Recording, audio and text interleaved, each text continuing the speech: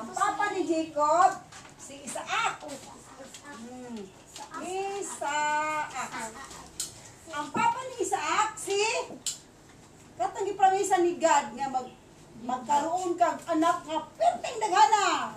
Sama sa bituon o sama sa balasay sa kabaybayunan. Si Abraham. Muni papa. Mag-exam karon ha? Mag-exam karon. Sa di pa ko mag-story ani, mag-exam lang ko. Ha? Ay, di pwede no? Sige, di na pwede, di na lang. Si pwede oy. Pwede oy, kini lang ko exam sa inyo ha. Okay? Bura.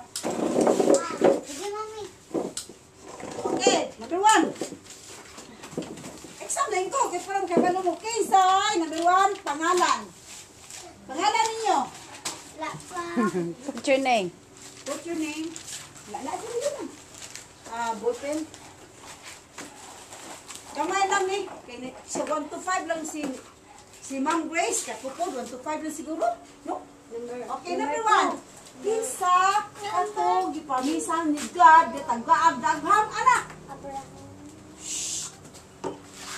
Umira pangalan, number 1, pangalan ninyo ha. Number 1 is your name.